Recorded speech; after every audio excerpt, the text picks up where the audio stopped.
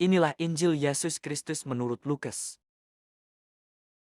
Dalam bulan yang ke-6 Allah mengutus malaikat Gabriel ke sebuah kota di Galilea, bernama Nazaret, kepada seorang perawan yang bertunangan dengan seorang bernama Yusuf dari keluarga Daud. Nama perawan itu Maria.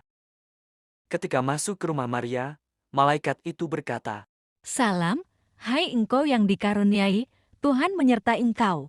Maria terkejut mendengar perkataan itu, lalu bertanya di dalam hatinya, apakah arti salam itu? Kata malaikat itu kepadanya, Jangan takut, hai Maria, sebab engkau beroleh kasih karunia di hadapan Allah. Sesungguhnya engkau akan mengandung dan akan melahirkan seorang anak laki-laki, dan hendaklah engkau menamai dia Yesus. Ia akan menjadi besar dan akan disebut Anak Allah yang Maha Tinggi, dan Tuhan Allah akan mengaruniakan kepadanya tahta Daud, bapa leluhurnya. Ia akan menjadi raja atas kaum keturunan Yakub sampai selama-lamanya, dan kerajaannya tidak akan berkesudahan.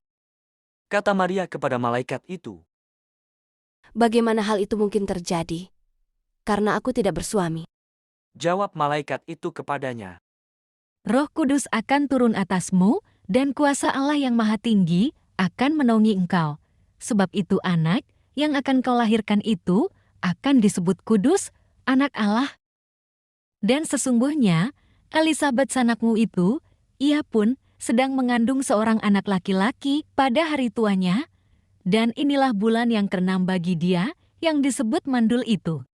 Sebab bagi Allah tidak ada yang mustahil. maka kata Maria, Sesungguhnya, aku ini adalah hamba Tuhan. Terjadilah padaku menurut perkataanmu itu. lalu malaikat itu meninggalkan dia. Demikianlah Injil Tuhan. Terpujilah Kristus. Marilah berdoa.